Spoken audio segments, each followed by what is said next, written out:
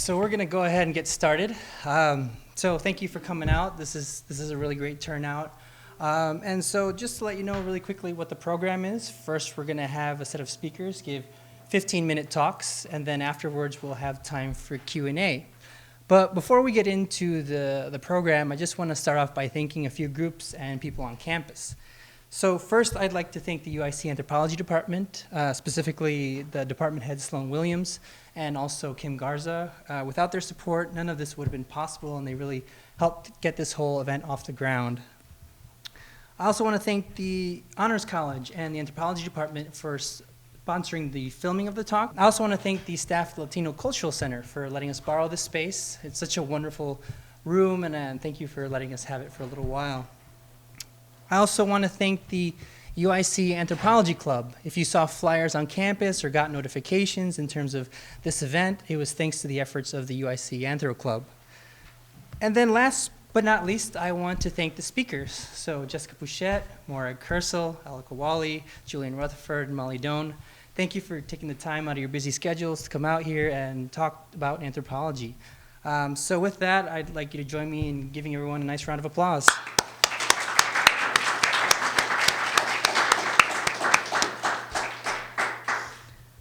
All right, so the point of today's talks is to engage with the question of, does anthropology matter beyond the classroom?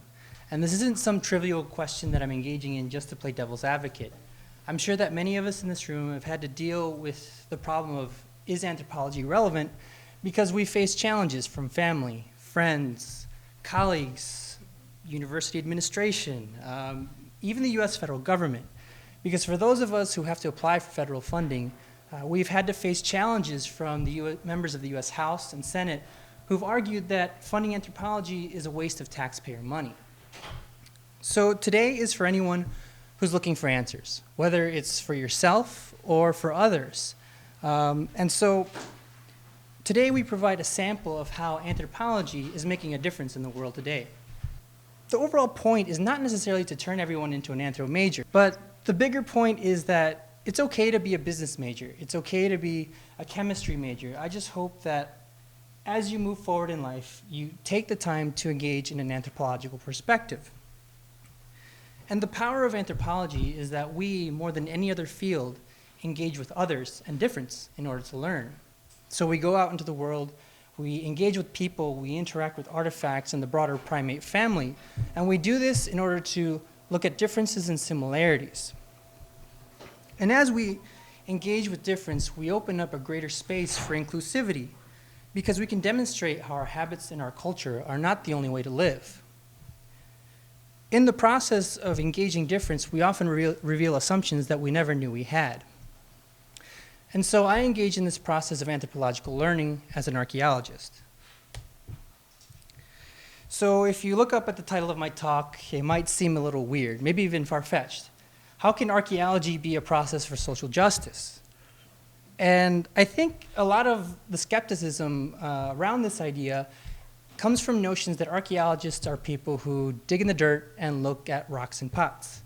And there is some truth to this idea. Archaeologists are known for finding lavish artifacts and documenting abandoned cities. Our finds often capture the world's imagination and make headline news. I'm sure you could log into your phone right now, search archaeology, and find some amazing new discovery in some part of the world.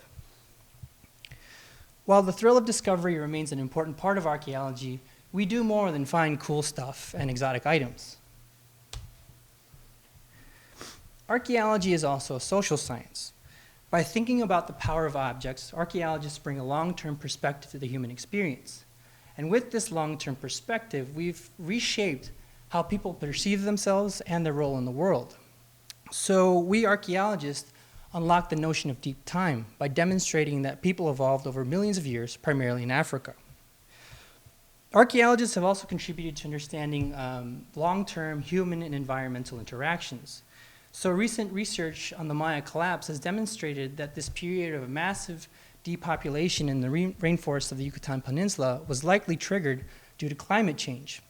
And members of the I Hope initiative, which is up on the screen, have taken this archaeological data to think about how people may react to today's contemporary global climate change.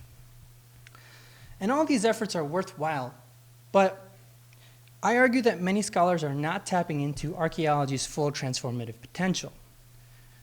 All the forms of impact that I just discussed are focused on findings or results. In other words, the end product of archaeology. I advocate for an institutional revaluing and rethinking of archaeology as a social process. Therefore, we should shift away from fixating on finds and think about how doing research impacts contemporary people. And I often get the question, well, why does that matter? That matters because archaeology has legacies of oppression. In many parts of the world, archaeology was practiced as a form of colonial extraction. And this is the big reason we hear so much in the news today about museums and issues of repatriation. So in the past, foreign elites would go to indigenous communities, extract artifacts, and then bring them back home to their countries, which were often the world's leading imperialist powers.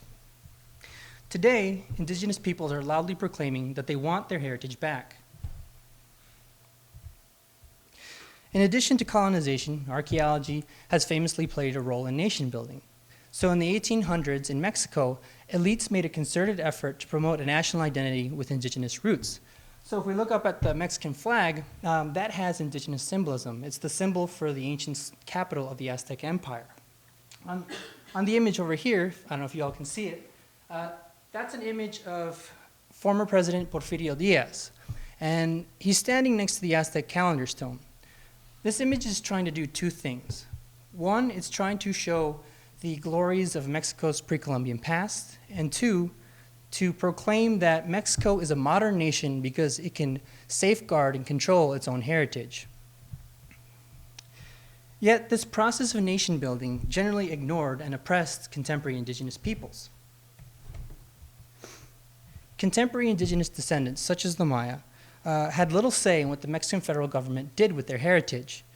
Ancient Maya sites such as Palenque and Chichen Itza were transformed by foreign investment, politicians, and archaeologists into hubs of tourism. And Maya archaeological sites and other sites in Mexico are used to generate billions in income from tourism, but very little of that money reaches the hands of indigenous peoples. To address the oppressive nationalist and colonialist legacies of archaeology, recent movements towards collaboration with descendant communities have begun to fundamentally reshape the process of archaeological research. The core of this reshaping is to conduct archaeology in a way that is with, by, and for indigenous and descendant groups. This focus on collaboration is driven in part by greater indigenous activism, both here in the US and abroad. Today, indigenous communities increasingly reassert control over their own history and culture, sometimes with the support of academics and NGOs. Thus, Maya peoples have created narratives of their own past, occasionally with the aim of fostering development through tourism, and I participated in one such initiative in Mexico. I work in the Mensabac region of Chiapas, Mexico, and the region is home to about 150 Lacandon and Saltalmaya and is located within the wider Naha-Mensabac UNESCO Biosphere Reserve. In 2011, members of the Mensabac Archaeological Project initiated a program of collaborative investigation. So all research in the region is conducted with the permission of the Mensabac community government, and locals comprise a majority of the field crew. So local people will participate on the project as supervisors, mappers, excavators, and laboratory personnel. Through a collaborative research program, the Mensabac Archaeological Project provides a temporary stream of income and builds local capacity in technical skills and archaeological science, such as total station mapping, stratigraphy, and radiocarbon dating. In the process, we fulfill local requests to share our knowledge and financially assist their impoverished community. Over the years, we, meaning local Maya and me, have investigated the history of occupation in the region. During fieldwork, we engage in open dialogue that often leads to debate in terms of the interpretation of artifacts. So a common point of debate is the interpretation of chert flakes. And chert is a type of stone that is brittle, and when it breaks, it forms really sharp edges, and it's really good for making stone tools, and that's what the Maya used it for in the past. But the problem with interpreting chert flakes in the region is that local rock, limestone, can break into little pieces that resemble chert. So when in doubt, we debate. And it often becomes a point of comedy when an item that I thought was a piece of chert turns out to be limestone. For some reason, locals think this is hilarious. But it's okay. I'm not angry about that. The final say in these conversations often rests with local elders who once engaged in the process of stone tool production. Their experience lends them some authority to settle debates, but many locals are not afraid to challenge authoritative arguments. So through this back and forth debate, I've learned about the production of stone tools in the contemporary period and used that to think about the Maya past. And these insights can be found in my doctoral dissertation, which I completed in 2017. Likewise, local Maya have learned how archaeologists think about artifacts, how they think about items, and use those items to think about past human practice. Building from our collaborative investigation, this past summer, the local community and I began a program of community-based archaeological consolidation. And by consolidation, I mean investigating architecture in order to learn about the past and prepare structures for presentation to tourists. The community of Metsabuk requested the creation of archaeological infrastructure that could be managed locally to promote sustainable economic development. And we began this project in the summer of 2018. The aim of consolidation in Metsabuk is to unite foreign researchers with local Maya to create a history of the Maya past that was developed with, by, and for a descendant community. Accordingly, I collaborated with a Mexican colleague from the Institute of Anthropology and History in Mexico and the community of Metsabuk to consolidate a small ancient fortification in the Metsabuk region. And the limited scope of our work provided a starting point for locals to become acquainted with the process of archaeological consolidation. And although the work of piecing together a crumbled up structure with rocks all over the place created a few headaches, we nevertheless laid the foundation for future consolidation work in the region. So returning to the title of my talk, archaeology is a process for social justice when we engage in a collaborative research program that actively confronts nationalist and colonialist oppression. We did this in Metsabuk, first by becoming research partners with the local Maya, and then together by making histories that are by and for a descendant community. While the oppressive legacies of nationalist and colonialist projects continue to affect indigenous communities in Mexico and many parts of the world, contemporary Maya and Maya peoples all over the world are not standing silent. I plan to continue supporting the initiative in Metsabuk to consolidate local ruins and promote tourism. If successful, our collaboration can become a model for other groups to take control of their heritage and promote their own development.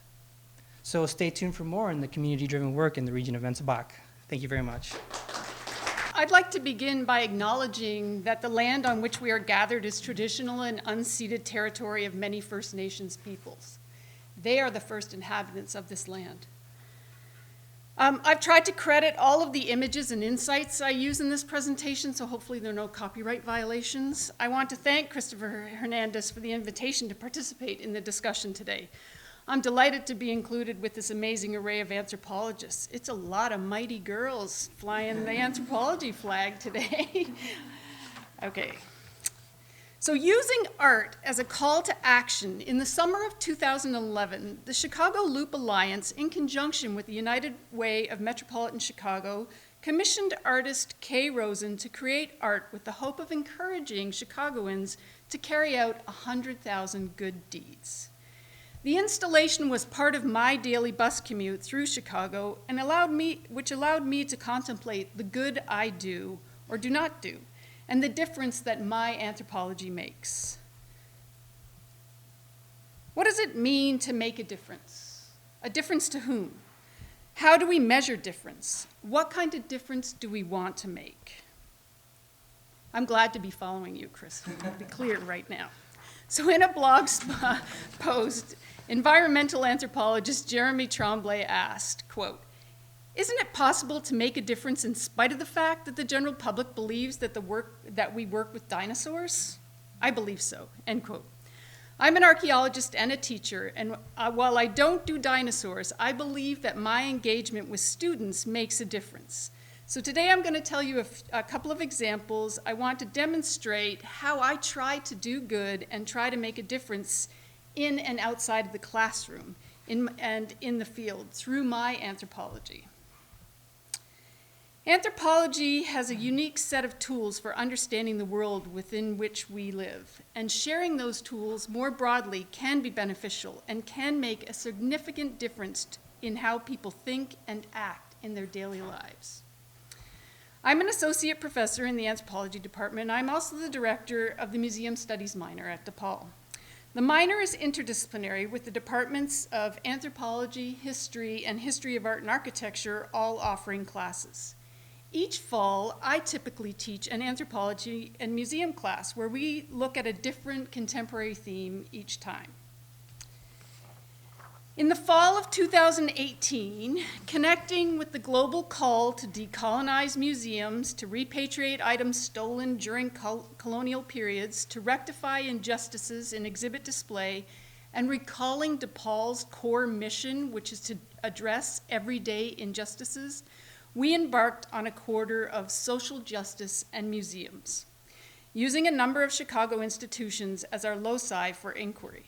If you're unfamiliar with the uncomfortable art tours and the stellar work of master student Alice Proctor, I highly recommend that you check her out. She's super active on Twitter, and this is one of her checklists when she visits your museum. So in decolonizing my syllabus, which is where I started, it meant that there would be no white guys.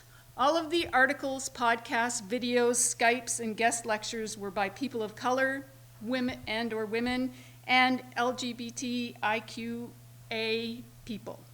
Students were asked to engage critically with diverse sources on topics related to decolonization, museum neutrality, and inequity in a wide range of museums.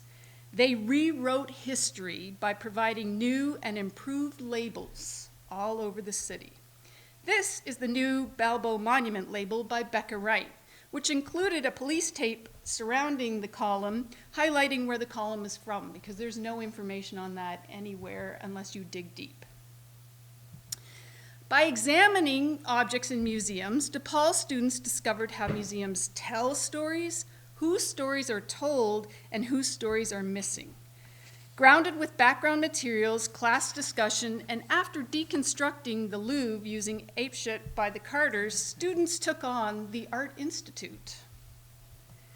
Timed to coincide with DePaul's night at the Art Institute, students looked for examples of injustice in display, gender imbalances, missing provenance information, white-created images of non-whites, lack of black artists, issues related to LGBTIQA, and general bias all over the museum.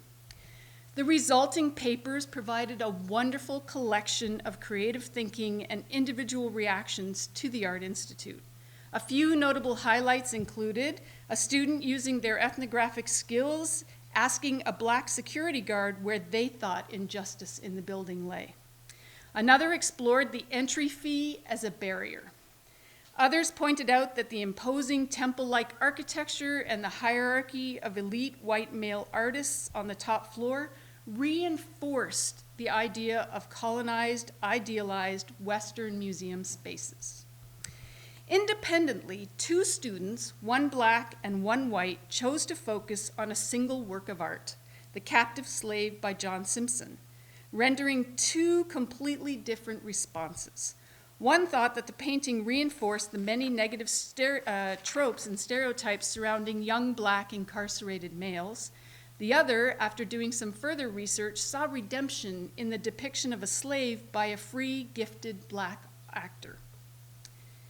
They identified missing stories throughout the institution. There were very few women artists and many artifacts with little or no information on how they came to be in the Art Institute collection, where they were from. In the classroom discussion in the weeks following, the most common comment was, quote, "I will never look at a museum in the same way." This assignment was eye-opening for everyone, myself included. I believe in this moment, anthropology was making a difference. In my second example of anthropology making a difference, I want to return to my first love, field archaeology. I'm an archaeologist museums is something I'm interested in, but I'm really just an archaeologist. I'm a prehistorian who works in the Neolithic, Chalcolithic, and early Bronze Age periods in Israel, Palestine, and Jordan. From 2009 to 2014, I, with my co-director York Rowan of the University of Chicago, worked at the site of Marj Rabbah in the Lower Galilee of Israel. Marj Rabbah is a single-period Chalcolithic site, and that's from about 4600 to about 3600 BCE, and it's about 8 hectares in size. One of our purposes in excavating here was to shed new light on the rapid changes in craft production and specialization and agricultural expansion in a region where very little research from this period has been conducted. In the winter of 2012, Gil Stein, who was then director of the Oriental Institute at the University of Chicago, and I really resent having to say the word Oriental Institute, and I fight with my colleague York Rowan about this all the time. I just want to lay that out there. So Gil approached us with an interesting proposition for Marj Rabbah. He asked if we would consider taking 5 high school students from the Roe Clark Math and Science Academy to work on the project. In thinking about making a difference with anthropology through community engagement and educational field experiences, we typically think locally, those individuals and institutions near the sites in the areas in which we work. We don't always think about the communities in the areas where we're from, places like Chicago. We engage with some Chicago communities by giving public lectures, but what were we doing to involve local Chicagoans with our overseas research? We routinely take students from the field to the field from the University of Chicago and DePaul and Northwestern, but that participation is often predicated on the ability to pay for the experience. The idea to include local Chicagoans on the project with no financial barriers seemed like a great fit for us. Each summer in 2012 and 2013, 5 students and 1 teacher from Roe Clark worked with us for 4 weeks, and then spent a few days sightseeing in places like Jerusalem and the Dead Sea. And the Dead Sea by far is their favorite thing to do, I'll just say. Bridget Davis, who is now a PhD student at the University of Chicago, but at the time was a teacher at Roe Clark who accompanied the students in 2012, summed up the experience as, quote, by going on the trip, they could experience positive risk-taking, doing something unfamiliar with the expectation of something positive coming from it. They also learned how to be more independent, end quote. Each season, we conducted a field school, and we treated the high schoolers no differently than any of the other DIG participants, including them in every single aspect of excavation. They got up at 4:30, they spent the day in the field working alongside other undergrad and graduate students, both foreign and local. We bonded over a communal dislike of pesto sandwiches. That was across the board. After a lunch nap break, we all gathered to wash pottery, to enter data, and carried out flotation. Doing flotation of the soil samples from the sites, the students learned how to separate items such as seeds from the debris, and one of the most exciting finds we had in the 2012 season was a lentil. And I know no one ever believes me when I say as an archaeologist, that is our best find ever. Domesticated lentil, we now know what people were eating, or perhaps what they were eating at the site. Yeah, none of the other students believed me either, no. We just couldn't get the high schoolers behind that, lentils. We couldn't even get them to eat lentils, so. In the evenings, we played cards, we listened to music, we ate hummus, or in the case of many of the high schoolers, we went off to find pizza because they were not interested in eating a lot of the food. On the weekends, we all went on trips to visit other archaeological sites.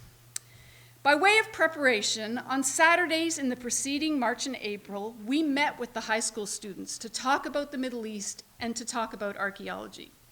Part of the prep was getting everyone a passport and preparing them for air travel. We also discussed what life would be like on the dig, but as we all know, nothing really prepares you for the real thing, so a candy survey did not prepare them for this, so I'll just say. But I don't want to leave you with the idea or thinking that we produced 10 budding archaeologists and that everything was smooth sailing, because it was not. Trying to make a difference was at times, as Stephanie Moser and her colleagues caution, challenging, frustrating, disappointing, but also rewarding, funny, insightful, and truly amazing. I was privileged to be a part of this. As Marcellus Nichols was leaving, he came up to me and said, "I want to give back my trowel." We had given each of the participants a trowel after the Chicago Sunday sessions as a sort of graduation present. I've enjoyed my time and I've learned a lot about Israel and the Middle East, but I'm never, ever going to be an archaeologist. I think someone in the future can use that trowel, just not me. I'll spread the word about archaeology and travel. I felt in that moment that anthropology had made a difference to Marcellus. Perhaps inspired by his first trip outside of the United States, Hugo Navales, who's a UIC graduate, is now on his second year in China teaching English. An unexpected outcome of the field seasons with the high schoolers was the informal mentoring that went on in the excavation squares, over pottery washing, or in the van on the way to the site. Undergrads and graduates shared their insights on college life, the work world, and archaeology, while the high school students shared their insights on Chicago, movies, and music. By chance, the participating students from Roe Clark were all people of color, which during those two field seasons contributed greatly to diversifying our discipline, which is pretty white-dominated. In December of 2016, York and I attended the memorial service for Keontae Griggs, one of the Roe Clark students who participated in, it's still really raw for me, who participated in the 2000, I promised myself I wouldn't do this, season. During the service, the pastor recounted the life-changing summer Keontae spent on the excavation. Keontae tried new food, although he didn't like any of it, and was the very first person in our fourth season to find the pizza place close to us as an alternative food source. He experienced different cultures, he got dirty, which he also did not care for. He learned archaeological skills, and he met new people. He was quoted in a University of Chicago publication about his experience of finding a basalt grinding stone. And for most of us, that's not really that exciting. But for Keontae, he said, quote, "There it had been for 6,000 years. It took us 4 or 5 days to excavate it," end quote. He was in awe of the past. I suspect his biggest takeaway was the importance of wearing sunscreen and a hat and drinking a lot of water, something that I say every day, all day. I'm famous for consistently saying this. He mentioned these life lessons every single time we met. Anthropology making a difference. Doing good and making a difference can take on a wide variety of practices, often following traditional educational models, but sometimes employing creative initiatives with unexpected outcomes. Every day is an adventure using anthropology to make a difference. I'd like to highlight the work of Sarah Gooding in rewriting exhibit labels. She found on Jest in the Chicago History Museum. Making a difference is also asking students to think critically, using their anthropological skills to question museum display. To be sure, there's room to improve and to grow, and I'll continue to try new strategies in an effort to make a difference with my anthropology. Thank you. Thank you, everyone, for showing up. Thank you, Chris, for inviting us and to all the presenters. It's really exciting. We don't always get a chance to talk about in explicit terms why our field actually makes a difference. So I'm going to start out ethnography. Who knows this word? Raise a hand, please. Show of hands. Oh, lots of people. That's fantastic. So ethnography, as I guess you all know, is the signature method in cultural anthropology. An ethnographer lives with the people they're trying to learn about, actively participates in their everyday life as a method of observation, listens to how people explain things in order to understand their perspective, which could be very different from or very similar to the ethnographer's perspective. It may also be very different from the perspective of people in power. And it's through this potential for ethnography to identify and highlight perspectives or experiences from below, so to speak, that anthropology can make a difference. Ethnography teaches us how to make the connections between ordinary, everyday stuff and the broader processes of systemic inequality of which those ordinary things, stuff, practices, behaviors, conversations, opinions are a part. It helps us identify facts in ways that can undermine dominant and oppressive narratives, as well as to undermine those stereotypes that people in positions of power use to justify injustice. And that's my big point today. And to illustrate it, I'd like to give an example from my own research. I've spent more than a year living in Tanzania at various points over the past few years, conducting ethnographic research in the villages that surround a protected forest. A forest that forms what international conservationists have named one of the world's few biodiversity hotspots. Ecologically, it's an extremely important area, not only because it boasts a vast array of different species, but also the trees there sequester carbon dioxide, thereby mitigating climate change. The forest also protects the soil from erosion, as well as rivers that begin in the mountains and provide water for the entire region, including electricity through a hydropower dam. Now, here's a map of Tanzania, the location in East Africa in the upper left, left. Now it's right. And also here in the circle, you can see is where I work. It's the East Usambara Mountains, and that's where I focus my time. The map also shows the protected areas. In Tanzania, conservation is a huge deal politically and economically. More than 30% of Tanzania's land is under protected status. Just picture a third of a country being under protected status. It's also a huge part of the country's GDP, with nature tourism and conservation programs bringing in a large amount of foreign revenue. I mean, it's even on the currency, safari animals. It's just a big deal in Tanzania. Now, when we think of a biodiversity hotspot, a national park or a nature reserve or even a protected forest, it's really easy to imagine, I don't know what, like monkeys jumping around, right? Elephants are roaming about.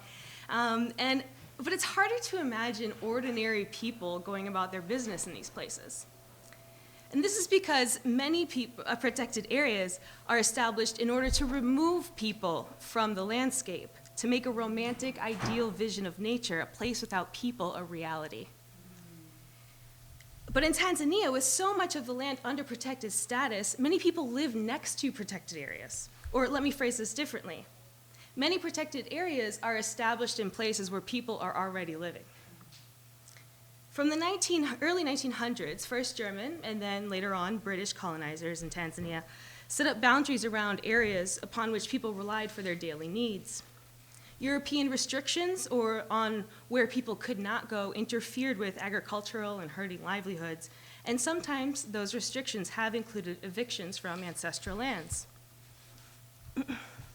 Strict enforcement has expanded and continued under the independent Tanzanian government as well. And as perhaps you can imagine, an effort to forcefully impose an idea of nature without people in a place where there are people has resulted in conflict, tensions, and poverty and marginalization on the borders of many protected areas. Common justifications include accusations that people who live next to protected areas do not understand the value of nature, either because they lack education or intelligence, or their unsophisticated practices are destructive, they say. And so the idea is that the government must intervene in order to protect the environment from the people who have been living there, sometimes for generations. Now, this kind of narrative and the stereotypes that it holds come in many forms and from many voices. Sometimes the racism and classism behind such accusations are more explicit than in other cases. And I have read and heard these kinds of things from Europeans, Tanzanians, and Americans alike.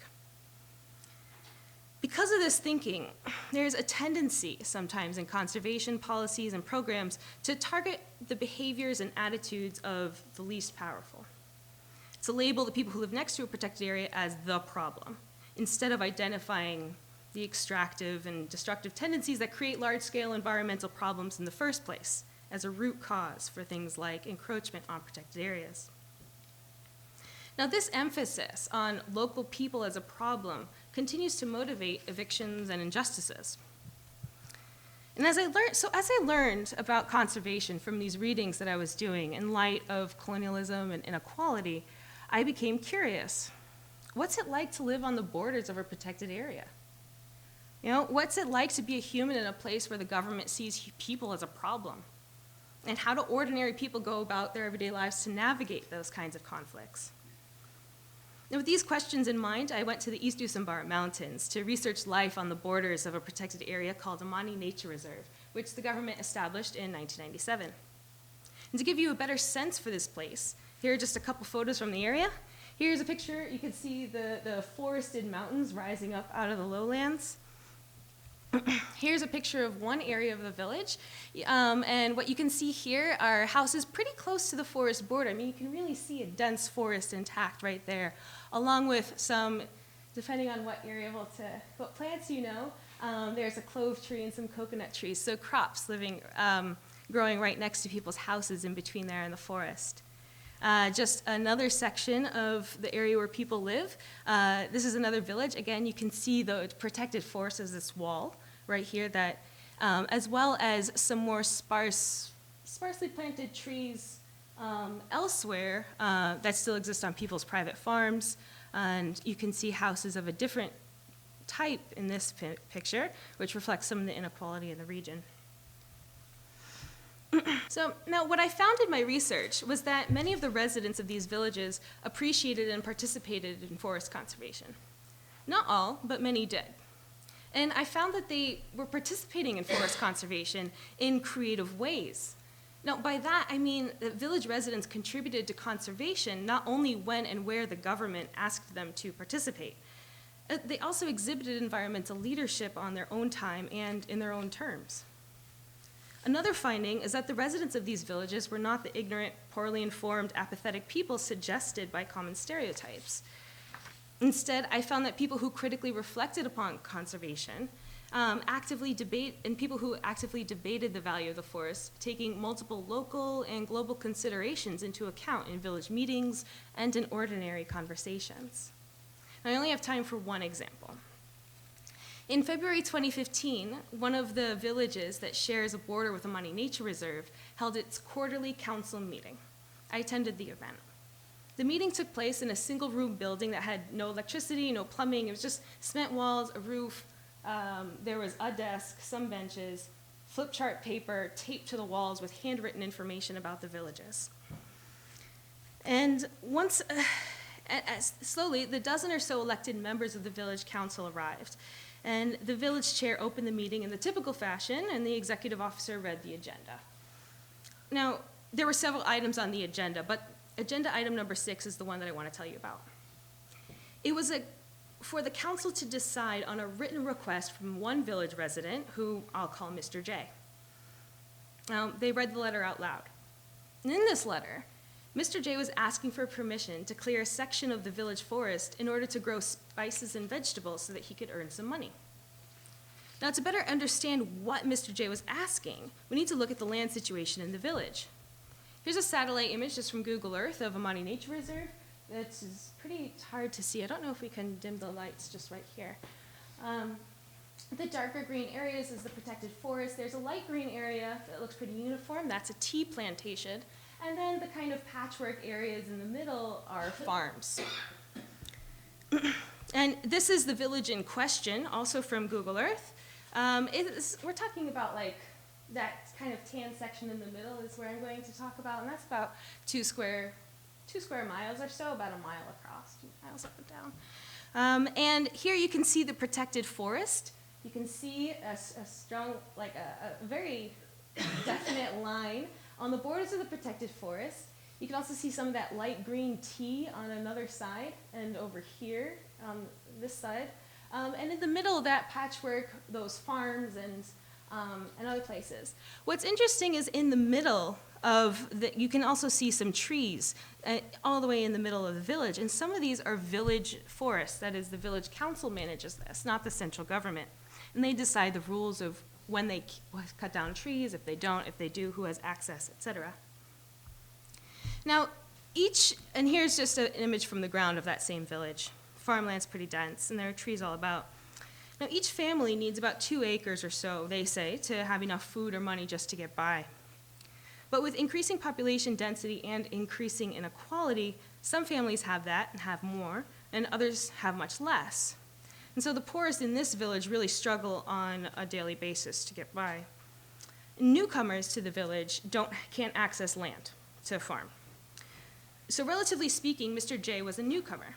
In this context, extra space to grow some cash crops can really help a family put food on the table. And once Mr. J's letter requesting land was read out loud, the village council members started to debate and discuss the request. And I wanted to show just some quotes from that conversation that came out. One person said the request was for an entire valley, which is a protected area, not to be used, and not even the school could have used it for growing food when they had asked in the past. Another person said that the village council had the idea of keeping that land forested for the sale of carbon gas, which I can explain later. If you're not familiar with carbon exchange programs. The area in question is not a farm, but a village forest, another person said. And last year, someone wanted to start a youth program on livestock on that land, but their request was rejected because it would have involved cutting down trees. Somebody else said, outside of the village forest, there's nowhere else upon which we rely for our forest needs. And that area of the village has already been protected as a forest, again, for the sake of harvesting carbon gas. Then somebody suggested that Mr. J could instead go into beekeeping, which is a forest-friendly economic activity promoted by conservationists in Tanzania. The council agreed, and they decided to inform Mr. J of their decision. Now, for an ethnographer, this council discussion is the data. These quotes are the data. And what I see in this data is evidence that kind of negates the stereotypes common about people who live next to protected areas. From the village council's discussion, we can see that these are not people who are ignorant about the forest's importance. Instead, we can see that they clearly care about their village's forests, and they weigh environmental considerations in their regular duties and encourage their neighbors to not cut down trees and instead pursue forest-friendly economic activities. And the bigger point I'm trying to make is this. I could have only collected this kind of data through long-term ethnographic observation. This was not a one-off interview, where the way I might phrase a questions quickly can really impose the way that the answer is going to come through. And this also was not an event that I could have just walked up to the village and been allowed to attend on my very first day there. So it really took long-term work to get permission to do this and to develop the trust. So it's through ethnography, that is, it's through spending time building rapport with people, through listening and observing, instead of demanding answers to pre-planned and maybe quantifiable questions in a hurry, that this more important data emerged. And that is data that can be used to paint a much more accurate picture of how Amani's residents consider forest conservation in their everyday lives. And so how does this kind of research go from being just knowledge that I have to actually making a difference? In general, I try to share my findings with stakeholders, conservation biologists, the people in the villages. And this is something that, as a professional anthropologist, I'm actually in a position to do. Just last month, when I was in Tanzania, I had the chance to meet with representatives from the Tanzanian government. And they said the stereotypical things, such as people who live next to Amani don't understand the forest, they don't understand the importance of conservation, and they don't know about forest-friendly economic activities. But I was able to respond with examples like this one, as well as an array of other examples, explaining that people did have a fair amount of understanding of their own forest, and they took conservation quite seriously, and that they propose eco-friendly businesses on their own terms and in their own ways, some of which are supported and others not. And so I'll close by saying that this is really about, this talk is more ethnography matters. And anthropology gave birth to ethnography perhaps, but it doesn't own it. And so I think just having the skills from anthropology, whether you apply that toward any other field or even one of the professional fields that it's commonly used in, can really make a difference and help you no matter where you take your studies or your career. Thank you. Hi, everyone. Thanks, Chris.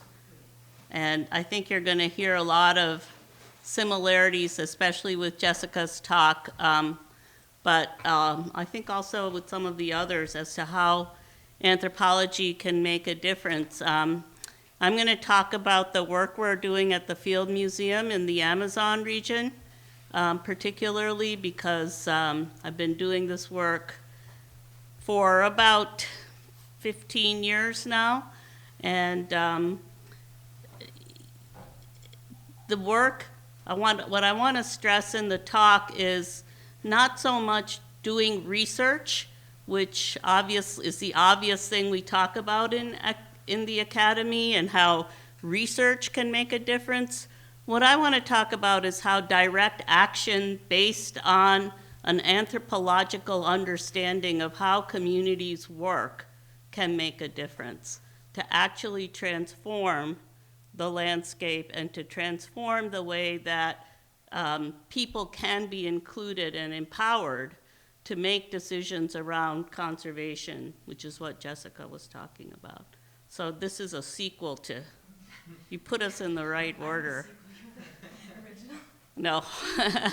So I want to start, we got two archaeologists in the room. I'm a cultural anthropologist, but as an anthropologist, what I love about anthropology is that we do look across time and we look in depth at phenomenon both at locally and now globally. So that time perspective, you know, what traditionally is called the four fields, where you're learning about human evolution, as Chris pointed out, and then you're learning about how have humans been in the past and what difference does it make today. That is integral to any approach in anthropology. At least I'm an old school anthropologist, so that's what I think. And here, this is a slide of a drawing by a colleague of mine, former colleague Dan Brinkmeyer.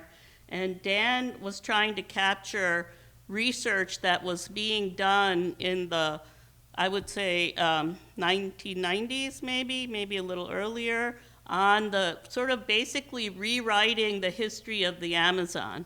Because up till then, up till archaeologists like Anna Roosevelt, who's on your faculty here, or Clark Erickson and others, began to really look at how did people live in this landscape, which till then had been considered this pristine, so-called wilderness landscape.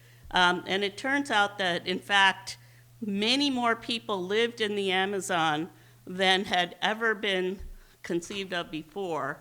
And that there's a really good book by Charles Mann, 1491, that captures some of that research. And not only had they lived there, they had managed this landscape. So this is what today looked like. This green wall forest was a managed landscape and has been a managed landscape for a very long time. What does that mean? It means that people knew how to live in this landscape and sustain the landscape, sustain life there, as well as sustaining their societies. And in some instances, this is in Bolivia, in the lowlands of Bolivia, where people created these raised bed sites of using intensive irrigation to manage the landscape. They had dense populations here, and then that when the Spaniards and Europeans came, and there was large-scale decimation of the population and so on, and upheaval, all of this started to disappear. And so the Amazon began to look like an unpopulated territory where people were not so present and so on. So that, but as anthropologists, understanding that, in fact, this is a human-managed landscape where people had known how to live, we were able to take that knowledge from anthropology and then think about, well, what about contemporary Amazonian people?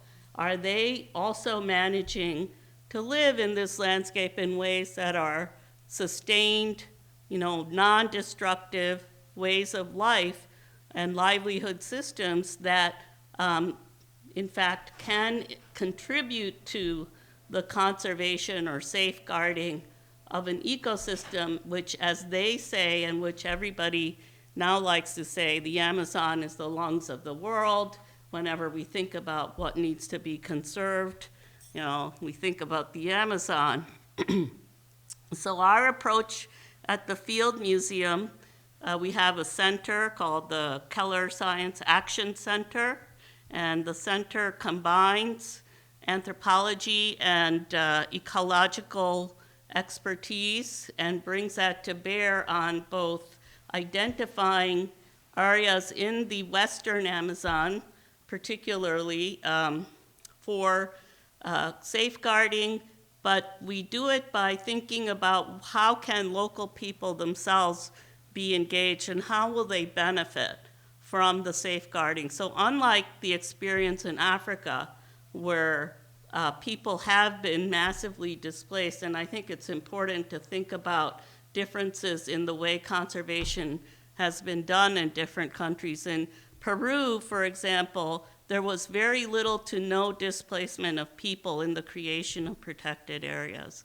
And when we started doing our work, and because we were working with the communities, we were doing social assessments in conjunction with the ecological assessments in order to identify areas for protection, we recommended the drawing of lines for protection that deliberately safeguarded where people went to hunt and fish and, you know, maintain their livelihood so that they wouldn't have to change their livelihood strategies because of creation of national parks.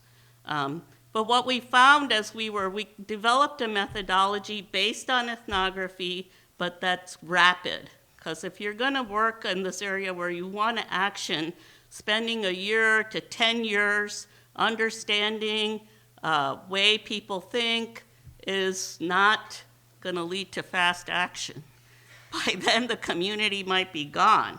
So we came up with a way of doing rapid ethnography that was participatory, that began to help people help both the people who were making decisions, in this case conservation NGOs, park guards, and so on, and the people themselves understand how important people were to the landscape. So this is one of my favorite of Dan's drawings, and this is a drawing that is in an area they did a rapid inventory, and the biologists were going around in the middle of this area, basically looking at the forest, and they determined that this area was the most biodiverse and therefore the worthy of the most protection, if you will. So when Dan went with us to the communities, and the communities started talking about this landscape, they put this jaguar, they put this anaconda right in the heart of what was to be protected, because that already they had been protecting it as sacred sites for them.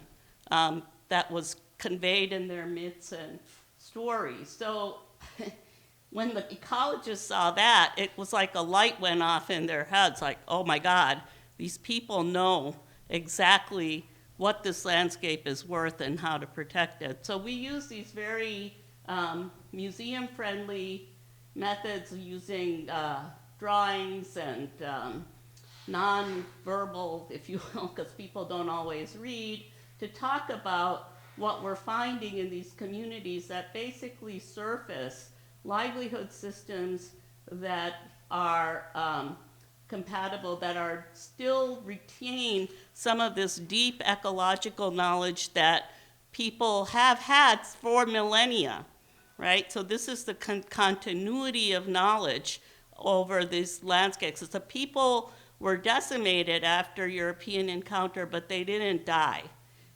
They migrated to remote areas of the Amazon where you cannot have that kind of intensive exploitation that you saw in the irrigated systems, but you can have a pretty good livelihood, and they figured it out. They figured out how to live in these places that were harder to have intense management, but you can still manage the forest and have a pretty, fine base of subsistence, enough food, enough clean water, and so on. And even by the time they got involved in the market economy, enough to sell to the market to supplement what they're growing or living off the forest. So that's when we surface that information using rapid ethnography, and we begin to say to the people who are making the decisions, look, these are communities, as Jessica said, that have knowledge, that have concern for their natural resources. Work with them, not against them. Include them, don't exclude them. This is how the evidence that we can marshal begins to change the equation and change the way that communities can be included. So this is kind of our little steps towards empowerment model that we came up with. And as you can see, participatory decision-making is critical to that. And collaboration, which is something that anthropologists have to do. We can't, I think in archaeology as much as in cultural anthropology, you can't do your work if you don't collaborate. And so we bring that skill. We bring that skill of being able to listen to people and to bring people together who may not otherwise want to be together, to really work together for a common good. And so in our case, we bring together government agencies, indigenous folks, NGOs, and so on, to think about how can they best develop a strategy for protecting the livelihood, the quality of life of the people who live there, and the environment. So that's it. So I just want to end, do I have a minute? To end by saying it's not an easy process, as I think Jessica said. I don't want to, and as Morag said, there's nothing easy about the work. But when you bring anthropology to bear, when you bring these skills that we learn through ethnographic or archaeological investigation, and there's really a common set of skills, and you see how that can make a difference. So now communities that live around protected areas where we've been working in Peru, their voice is being heard by the government, and the government Agency for the Environment has asked us to work with them to spread this model of working with communities, engaging communities, so that they can benefit from conservation to all places, to a lot of the places where they have protected area. We think this is a good thing. Well, we don't know, because there's always problems working with governments, but it's exciting. It's exciting to see that anthropology can make a difference, and I agree with Jessica. I think it's only anthropology that has this method, that has this ability to both analyze from the ground to the global, and from the local, depth of local understanding, and being able to listen and collaborate. Thank you. All right, well, thank you so much, Chris, for organizing this, and it's nice to kind of interact, even if it's sort of remotely, with some of my other anthropology colleagues. So I'm over on the other campus. I'm over on the west side, and there are actually lots of anthropologists over there. But we're doing kind of different things, but I think all of sort of united by some common principles.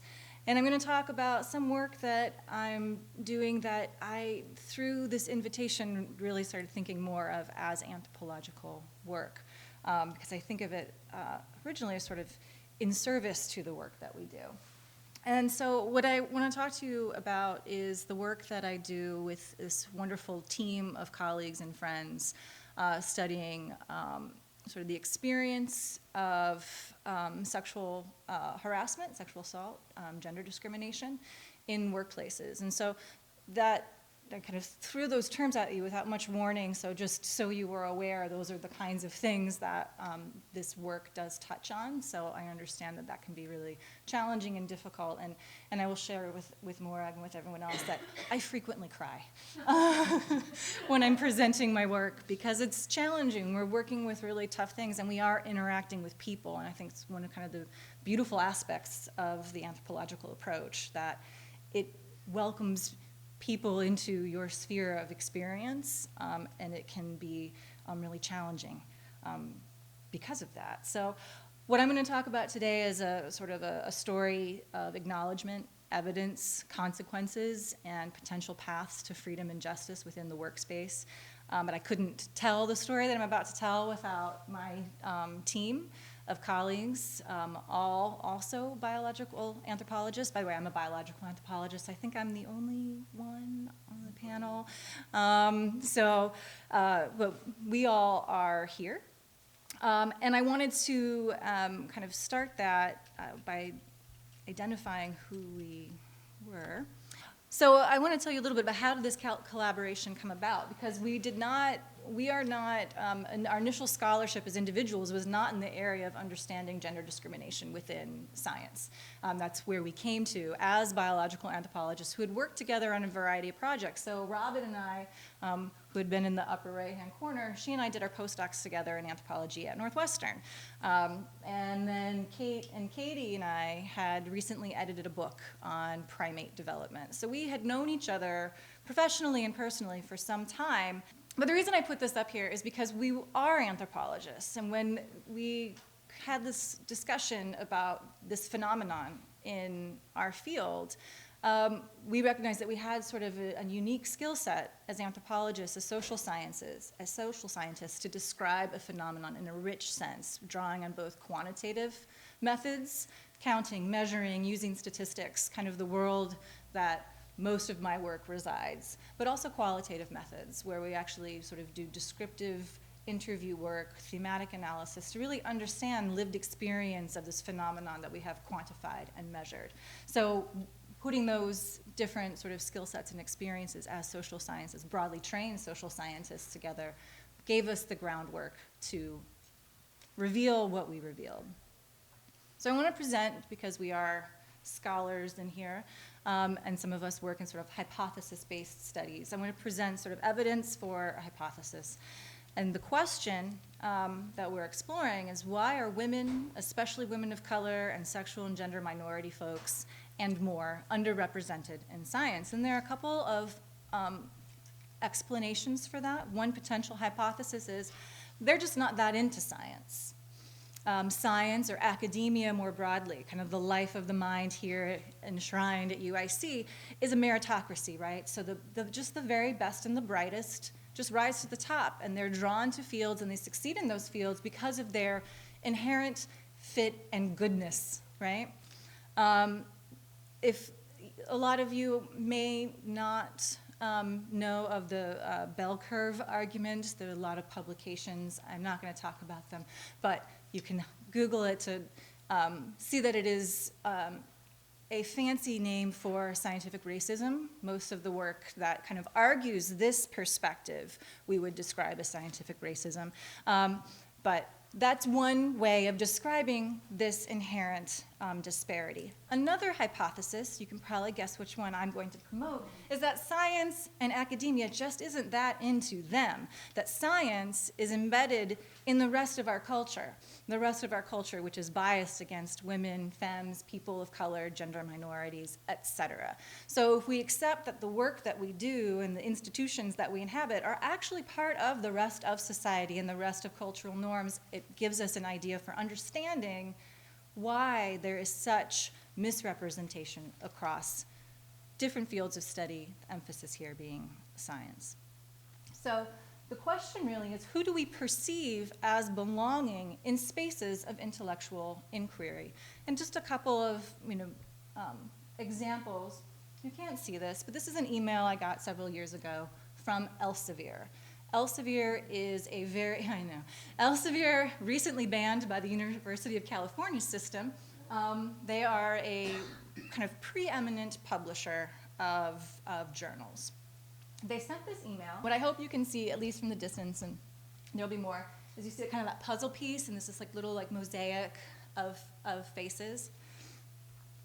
The question or the email that came is, come to Elsevier, publish in Elsevier, and be part of the picture of reputable science.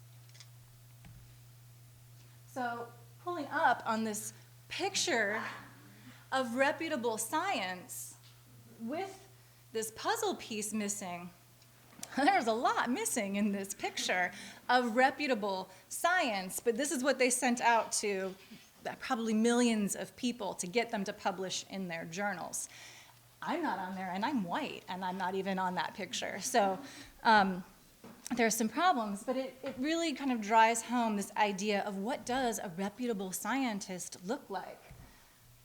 Because the world has ideas about who belongs in spaces of inquiry. The world has an idea of who is the face of reputable science. One of those workplaces is the field. So we've talked a lot in the talks about field work, but if you're not fully familiar with the concept of field work, it is work that is done in a sort of immersive, experiential kind of way in a specific location.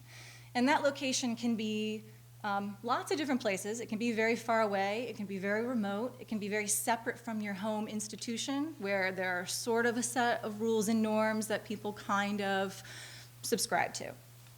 Often in the field, the phrase that you will hear quite literally, it's a phrase we heard many times in the course of doing this work, is that what happens in the field stays in the field. Very permissive, anything goes, largely because the systems that sort of dictate how field work is done has largely been dictated by white men with power, so having a system that's really permissive is a pretty great system. Now, it's really important because about 90% of anthropology dissertations are actually forged in the field. They are based on field research. It is the essence of anthropological inquiry, the field, however defined. And if you look for a job, a faculty job or a postdoc, field experience required. An active field site, like you still have access to your field site, is often really required for securing a job. So this is a critical kind of developmental crucible for the anthropological professions, right? So we wanted to better understand our particular specific workplace to see if that could contribute to a better understanding of that one hypothesis for why there is such poor representation. So we approached it, as I said, we kind of brought together many skill sets. And I'm going to talk about two different publications, the hashtags. Hashtag Safe13, hashtag Safe2, come back to that. So for the quantitative aspect, we had a survey design with questions about experience based on legal definitions of harassment and assault. Our final sample size for this study was 666, so you can make of that what you will. And then kind of following up, and these two phases of research were happening concurrently, were kind of in-depth phone interviews with people who indicated they would be willing to talk to us. Now, we had a huge response of people who said they would be willing to talk to us. We had 666 people respond to the survey. We had about 250 people say, yes, we would like to talk to you on the phone, which is, for those who do that kind of work, that's enormous. This is stuff people want to talk about. We talked to 26. Nobody has time to talk to 250 people in the course of this work, because we had no funding for this, and this was not our primary work. This was all stuff that we did as untenured female faculty deciding we were going to take this on. I recommend it. It's scary, but it works out. So I want to say a little bit about who I can talk about and who I can't talk about, and where there's still a lot of work to be done. And that is, our sample was predominantly from the US, identified as female, white, and straight. So that's who responded. Now, that does sort of reflect kind of the skew, the gender skew at least, in social sciences broadly, certainly anthropology. But I just want to be very clear, this prohibits really deep exploration, the data I can show you, on issues for non-white, non-straight, non-binary, et cetera respondents. So whenever we're thinking about what data are telling us, what are they not telling us is also something really important to be thinking about. So I'll just sum up. Yes, it happens. Harassment, assault, it happens. That's the takeaway. It's common. You can see 71% of women in the survey said yes, they had experienced sexual harassment. 26% said yes, they had experienced sexual assault. It happens mostly to people early in their career. Yes, it does happen to men in both categories of experience, but quantitatively much less than women experience. But for all, it's primarily happening in the early stages of your training, of your experience in this discipline. Why does it matter who the status of the target or victim or whatever phrase is more comfortable for you, and the perpetrator? Why does that matter? Well, what we found in our work is that, yes, men experience these kinds of targets, this kind of targeted behavior, but it's more likely to come from peers. For women, more likely to come from somebody with power over them. Why does that matter? Because the person who has power over you is a representative of the institution. They embody that structure of access and power, right? They are representing the university. They are representing the field site. They might be representing your committee that you're studying under. So they have a huge amount of power. And there's lots of workplace research that shows when bullying or other kinds of abuse is directed vertically down, the ramifications for psychological effects and satisfaction in the job and job performance go down. So it becomes a circular thing where you have abuse coming from down, and now your work performance begins to suffer. And so now there's an objective thing to continue the cycle of abuse, right? Because you're not doing your job as well. And I think many of us have experienced that when we know in this whole cycle we are not doing our work as well, and it opens us up to further attack. So those are the numbers. And the numbers actually reveal something important about the experience, right? They tell us something qualitatively about women's experience versus men's experience. But here's just sort of an example of the kind of gender discrimination that was experienced that we uncovered through interviews. We would do these really, really long days, but we wouldn't be warned when they were coming. They would just happen, and so I couldn't bring enough food. And I would try to vocalize, I'm tired, I can't go any further, I need to eat. The second time I spoke up, another two girls were quick to say, yeah, we've been out a really long time, let's go eat. We started getting comments like, oh, well, the ladies are hungry, so I guess we have to leave. This kind of experience doing field work is extremely common. It's the kind of in the category of a put down as opposed to a come on, and the put down is actually far more pervasive and much more common under the umbrella of sexual harassment than the come on is at work, but it's just constant. And what it leads to is this feeling of, it's not like someone specifically says you're not welcome here anymore. It's just a constant, subtle attitude that makes you feel like you don't want to be there anymore. And that made me really mad, that someone could take something that I thought would be great and sort of take it away from me and say, yeah, this isn't for you. You're not welcome here. Needless to say, these kinds of experiences were cited as reasons that people left the discipline of anthropology entirely.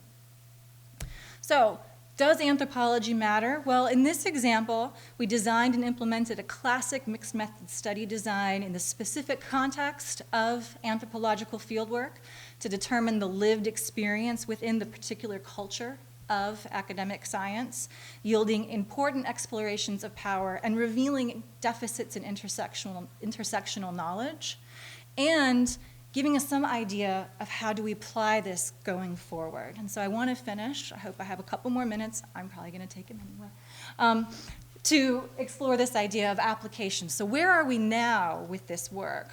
So let me say, since SAFE 13. So there was this week in October 2017. A lot of stuff happened in October of 2017 in this one particular week. October 8th, 2017, the Harvey Weinstein story broke. October 11th, our second paper was published. Now, when we published the paper in 2014, this was a conversation people had in pockets. It was not part of a national dialogue about the workplace and what it was like to be on the receiving end of a constant stream of cultural abuse, right? That changed. So all of a sudden, we're living in a different world where this conversation is one that pretty much everybody on some level is taking part in across myriad disciplines, myriad endeavors, across from Hollywood to domestic work and farm work. And I don't know if you watched the, what was this, like the Golden Globes or the Oscars? I can't keep track. But I don't know if you watched a couple years ago when they first brought, the stars brought people who were representative of these different organizations engaging in that work. So Meryl Streep is with IGEN. IGEN Poo, who is the executive director of the National Domestic Workers Alliance, and also my daughter's stepmom. So it's still a big topic of conversation in our family. But now the press is focused on a lot of this, a little less on academia, so I'm here to tell you a little bit about where things are. As of now, what did not exist before are codes of conduct at conferences, recognizing if the field site is a workspace, so is the conference site. And the conference site is also often treated as what happens at the conference stays at the conference. There's been a lot of change. There's a lot more to be done. But there is some change in that the professional societies themselves have adopted policies. Now, no codes, that's the red light. Unenforced codes of conduct puts you in a yellow area. Best practices, codes where there is enforcement, or I like the idea of shared responsibilities and obligations, right? What happens if you transgress this new social norm? Almost everyone but one of these organizations actually has, if this happens at the site, this is what we will do. The one that doesn't is my own, American Association of Physical Anthropologists. And also the AAA, American Anthropological Association, does not have a formal code of conduct or any kind of ramifications. They have a no tolerance policy. So we have some work to do in anthropology. The one organization, the one field on here represents working with people. We have the most work to do. But National Academies of Science, Engineering, and Medicine have issued an important report last summer, pulling together decades of this work. It's a 300-page study with really important takeaways about how we actually can make change. One of those is to break the chain between the institutional dependence on federal funds and their inability or unwillingness to do anything to stop the abuse that's happening that they're paying for, that we as taxpayers are paying for. That is also changing. The National Science Foundation and most recently the National Institutes of Health have issued new policies where they are starting to cut off federal funding to people who are under investigation and have found to be guilty through these investigations for sexual harassment, gender discrimination, and other forms of abuse, thus trying to break that very tight almost parasitism between the federal funding and the PIs, the principal investigators who have all of the power. So I want to leave with this idea, this reminder that anthropology, most broadly defined, is the study of people. And we can forget about that when we look at bar charts and we look at pie charts and we look at numbers, right? I can show you percentages, and they're sort of shocking percentages. But when you see a dot plot where each one of these dots is a person, and it shows you kind of this terrible pipeline of experience of abuse to outcome, satisfied by any kind of outcome from reporting what had happened to them. This is unacceptable. Each one of these people deserves better. And when we first published this study and published this image, a very brave woman on Twitter claimed one of those dots as her own, told the world that she was one of these people. Many of us in this room are one of these dots in lots of different ways of framing it. And that's what we always have to remember in the work that we're doing, that we're working with people. All right. Thank you.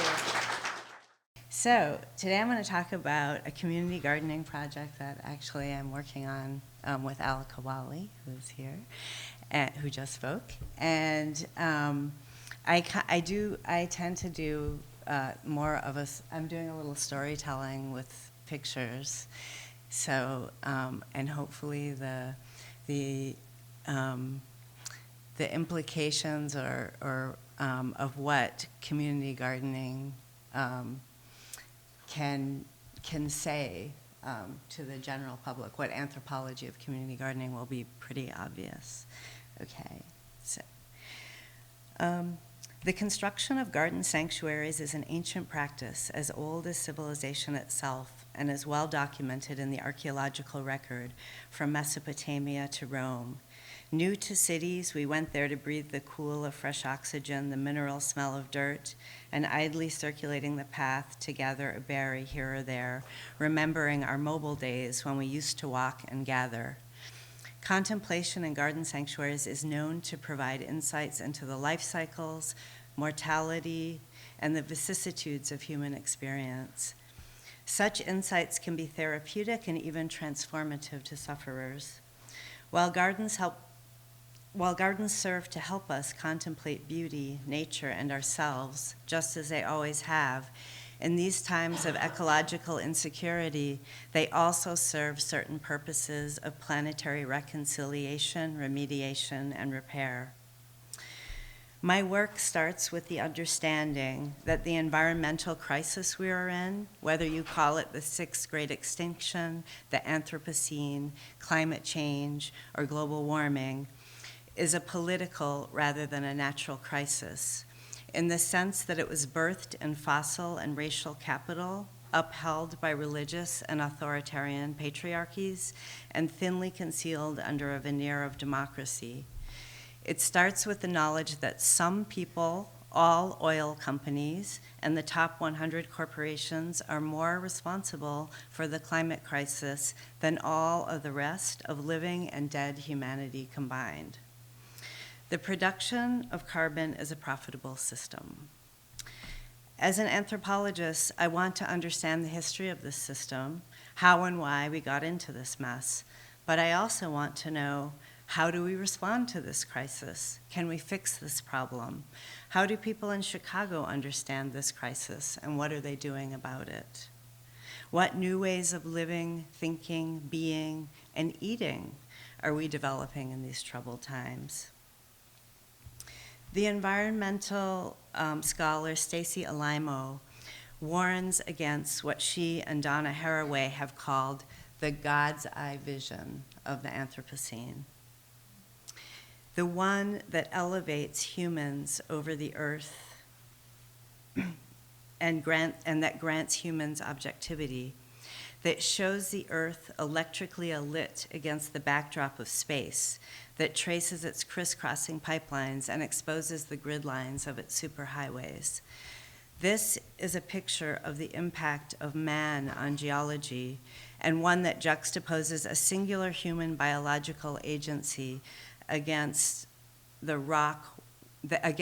rock, water, and chemical host, that pits the living human against the dead earth and mediates all life through human technology.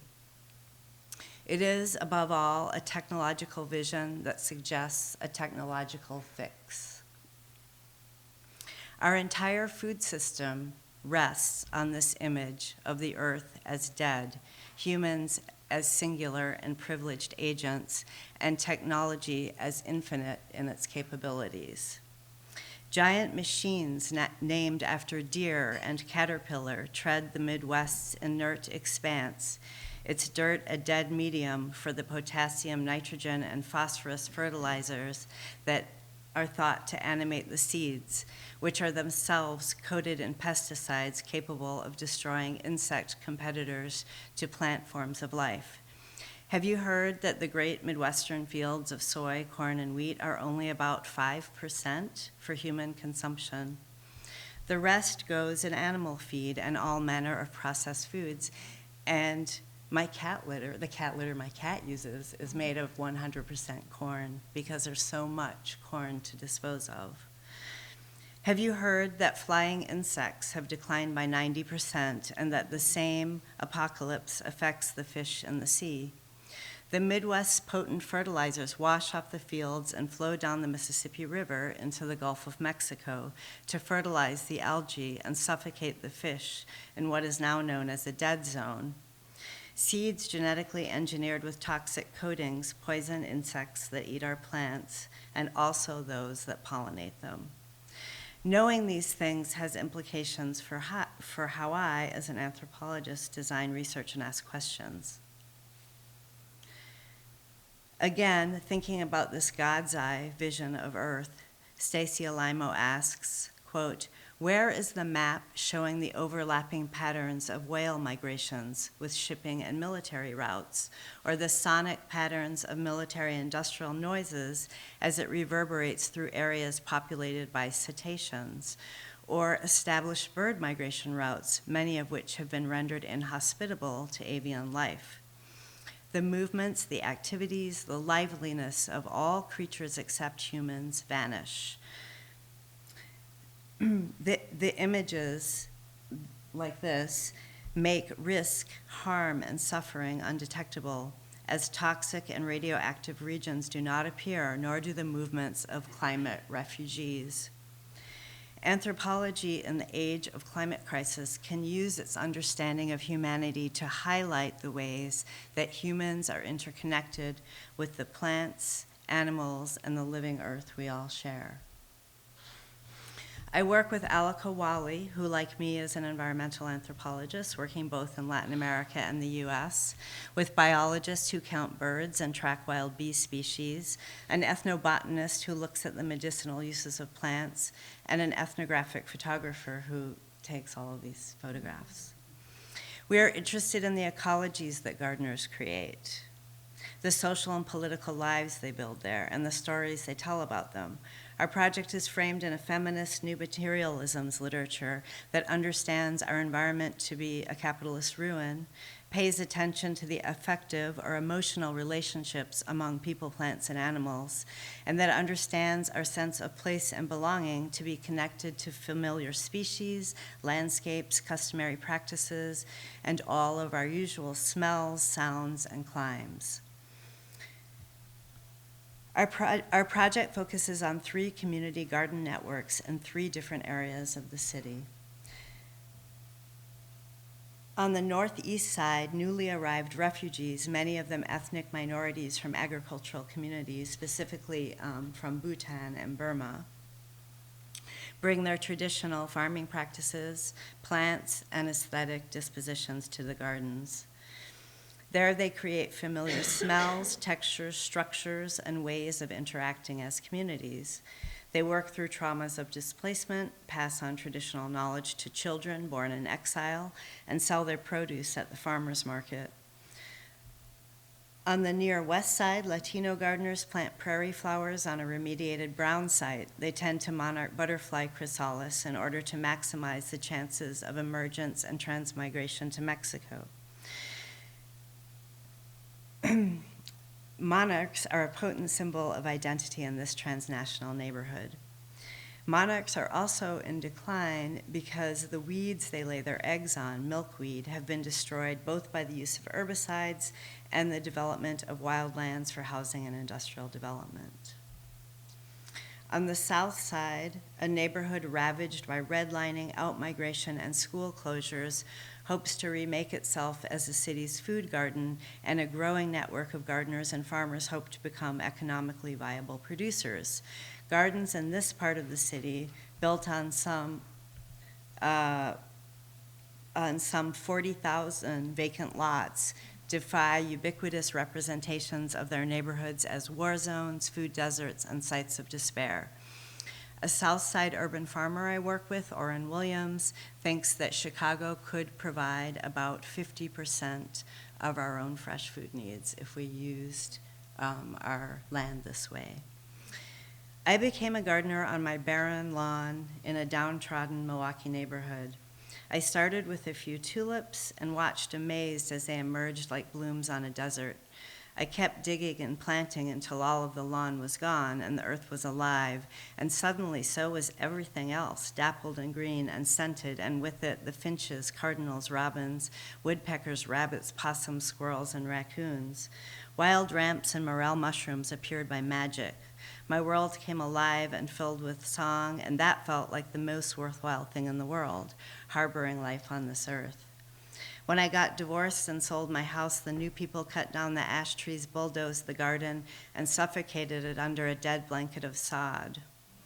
It was in the wake of this loss that I became a community gardener at Hello Howard, a Peterson project garden in Rogers Park. A woman named Lamanda Joy started the Peterson Project in 2010 on the site of an old Victory Garden in Albany Park. This is Lamanda. Peterson Gardens are intended as food gardens and recall an era in Chicago when small city gardens provided half of the food that was consumed here. After a couple of years, the landowner on her first Peterson garden reclaimed the lot, and the garden was bulldozed. After she recovered from her grief, Lamanda decided to forget permanence. She developed a series of pop-up gardens that can be moved from one available vacant lot to another as necessary. She thus transformed her mission from making gardens in the city to making gardeners in the city. It calls not for a transformation of space per se, but for the transformation of our relationship to the city. In any case, thinking of myself as a woman gardener rather than as a woman with a garden has been therapeutic for me. My research takes place in gardens like this one. Hello Howard is in Rogers Park on the far northeast side. Built on the abandoned site of the Lerner Printing Company, its raised beds sit atop a giant plastic sheet made of recycled swimming pool covers and a layer of gravel. The soil in the raised beds is imported from somewhere that guarantees it to be clean and free from toxins. I just deleted half my paper. Much of the scholarship in anthropology argues that urban gardening is the thin edge of the wedge of gentrification, and that it brings privileged white people into poor neighborhoods, greens those neighborhoods, makes them more attractive for more white people, and makes the land values go up. I was aware of those critiques, but desperate to garden, I was prepared to go into Hello Howard and meet these fabled white gentrifiers. The very first people I met at Hello Howard were in 2016 were Khalid and Shinar and their 3 and later 4 children. They are Kake Kurds, they're from a pre-Muslim religious minority who speak a language called Matoy, and they come from Erbil in Iraqi Kurdistan, and they gave me permission to use all these photos and made me erase the ones where they didn't think they looked good. So.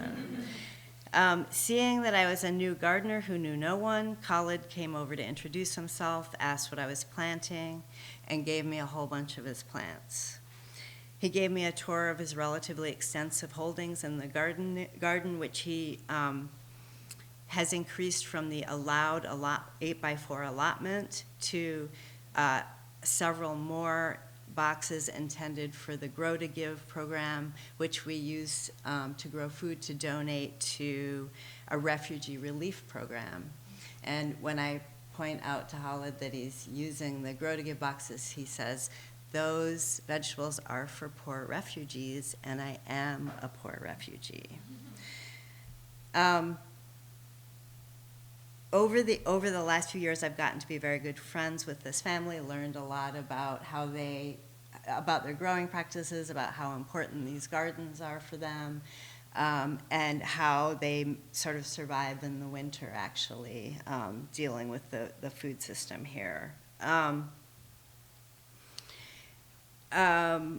But I'm going to move on to not talk too much about that.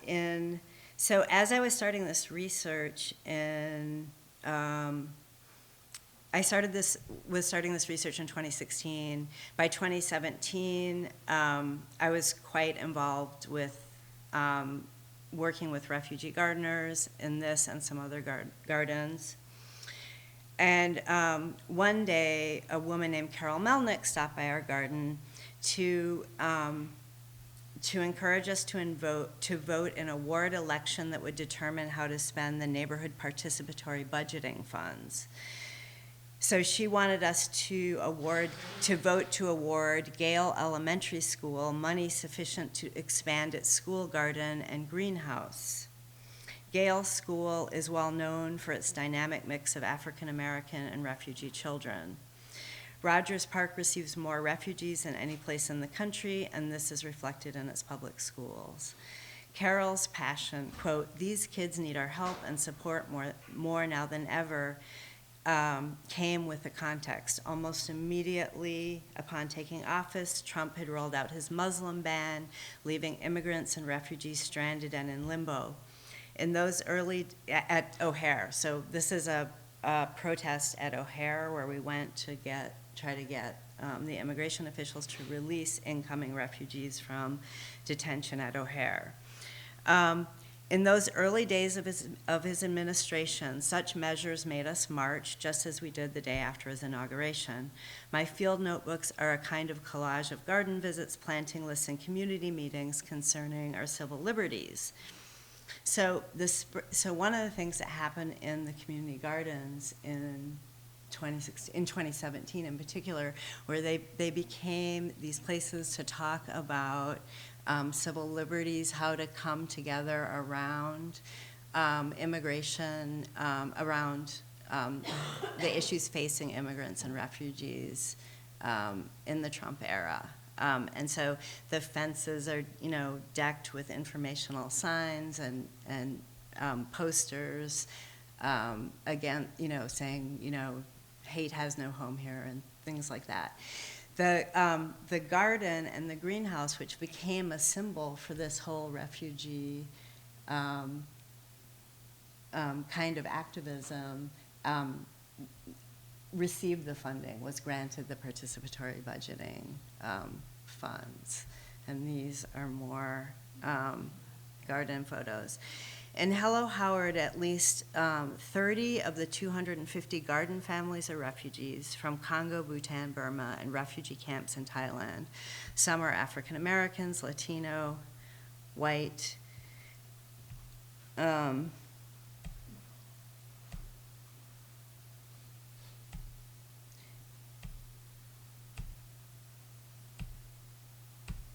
Yvonne, a garden leader, tells me she was inspired by Wangari Maathai, the founder of the Kenyan Greenbelt movement that encouraged women and girls to plant millions of trees, and sees the estimated 700 community gardens in Chicago as a kind of urban parallel to this movement.